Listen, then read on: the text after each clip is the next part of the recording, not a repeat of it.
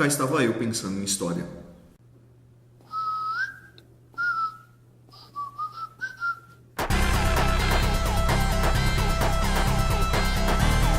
Cara, a gente precisa mesmo trocar uma ideia sobre o que está acontecendo em Charlottesville. Cara, se você estava fora do planeta aí nos últimos dias, né, e não viu o que aconteceu lá nos Estados Unidos, né, existe uma cidadezinha lá no estado da Virgínia chamada Charlottesville, né, e nessa cidade aconteceu um fato inusitado, começando por uma estátua do general Robert Lee, esse cara aqui.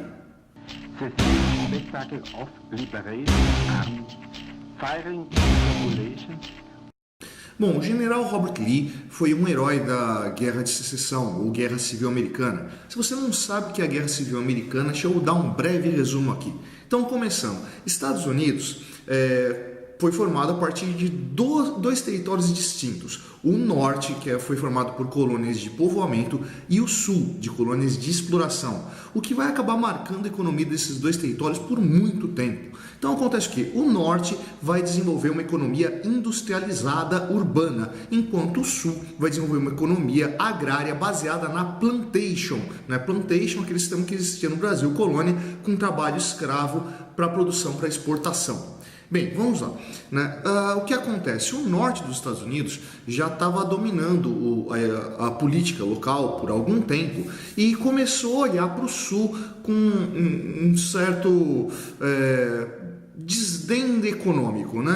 Achava que aquele sistema que acontecia no sul, né? Aquele tipo de economia agrária baseada na plantation não estava funcionando muito bem, ainda mais que a produção do sul estava direcionada diretamente para a Inglaterra, né? Eles produziam algodão para vender para a indústria inglesa, sendo que no norte dos Estados Unidos existia indústria têxtil, né? Mas o sul preferia vender para a Inglaterra. Então chega lá o presidente dos Estados Unidos e começa a impor limitações para que o sul tivesse livre negociação com quem quisesse. Bom, o sul se rebela e promove uma guerra de separação, de secessão, né? Então o sul decide criar um país novo, a Confederação dos Estados Americanos. O norte não aceita isso muito bem e começa ali o conflito entre os dois territórios. Bem, a solução dessa guerra de secessão se deu através da abolição da escravatura feita por Abraham Lincoln, presidente dos Estados Unidos da América, da região norte, né? Bom, no norte já não tinha muito escravo mesmo, a prática econômica deles não estava ligada a isso, então abolir a escravidão não fazia nenhum sentido prático para o norte, mas fazia um sentido prático para a guerra. Porque isso fez com que muita gente no sul, ligado a essas comunidades negras, lutassem do lado do norte e fizesse com que o norte vencesse a guerra. Bom, acabou então se reagrupando norte e sul.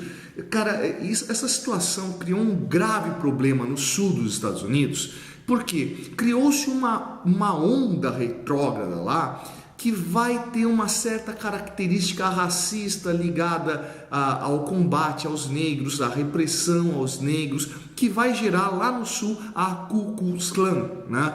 A Ku Klux Klan, que é uma entidade de caráter racista e que já teve uma série de acusações, né, todas fundamentadas em cima de assassinatos de negros e coisas do gênero.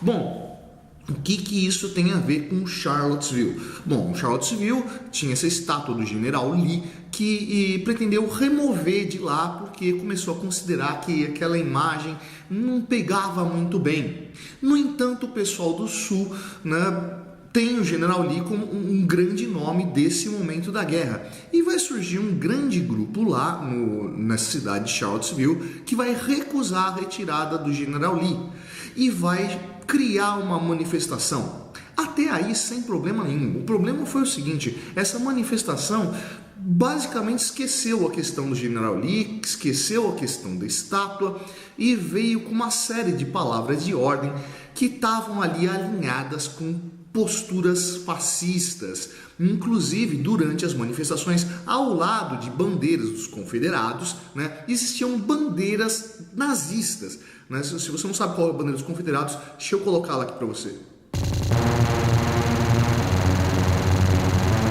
Olha só o problema que isso gerou, né?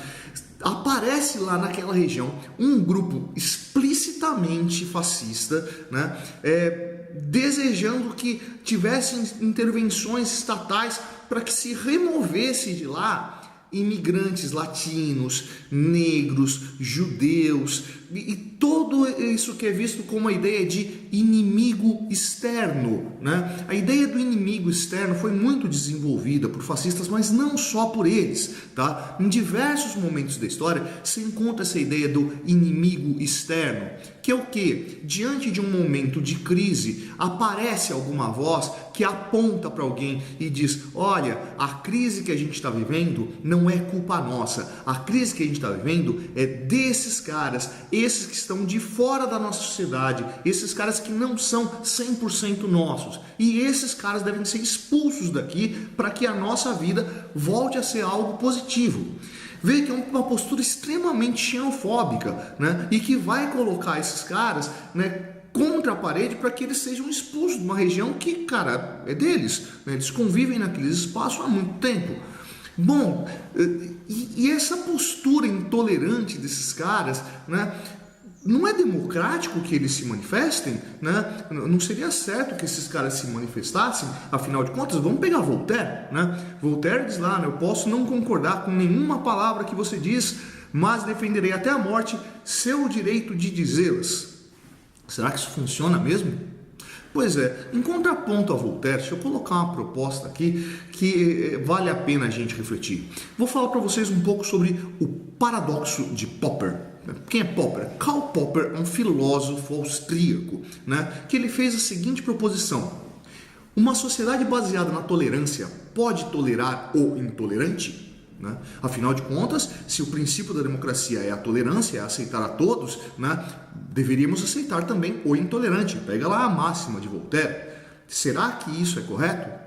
Karl Popper fala que não é bem por aí não, viu? Se você tolerar o intolerante, você cria uma sociedade de intolerância.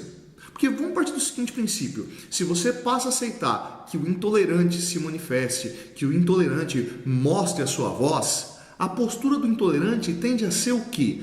Ser de expulsar, de oprimir qualquer outro que tem uma postura diferente da dele. Nessa, se o intolerante for tolerado, a tendência vai ser que o intolerante acabe massacrando os outros que não aceitam esse tipo de intolerância, mas passam a tolerá-lo. Portanto, a intolerância é intolerável. Esse é o paradoxo de Popper, né? Ele propõe que, cara, você não pode aceitar, você não pode admitir que alguém tem uma postura de intolerância no meio da sociedade, né? A sociedade deve ser tolerante, menos com o intolerante. O intolerante é intolerável. Você está conseguindo perceber o que um momento de crise social, política que a gente está vivendo no mundo está construindo agora? Cara, é justamente nesses momentos de crise que uma minoria, que um pequeno grupo acaba ganhando força, né? Esses grupos intolerantes, esses grupos de reação a sistemas democráticos, a reação de participação de diversos grupos sociais dentro de um mesmo sistema, tendem a ficar quieto, tendem a ficar na sombra, tendem a se esconder, a não ser quando aparecem esses momentos de crise, onde eles começam a perceber que a voz deles vai ser ouvida. E quando a voz deles começa a ser ouvida, eles eclodem, eles começam a aparecer e se manifestar, e isso gera uma adesão gerada pelo medo, né? Essa imagem do inimigo externo, de, cara, existe alguma força, né, que não sou eu, que não somos nós, aliás, melhor dizendo, né, que deve ser combatida. Essa força é algo que gera o mal para a gente. Se a gente acabar com essa força negativa, essa força que é externa, né, todos os problemas serão solucionados e o mundo vai ser feliz e todo mundo vai ficar bem na vida. Cara, não é assim. O mundo não é tão simples. Não adianta você matar uma bruxa para você se livrar de todo o problema, tá? A gente já fez isso centenas de vezes e nunca deu certo. A intolerância não pode ser algo que participa da nossa sociedade.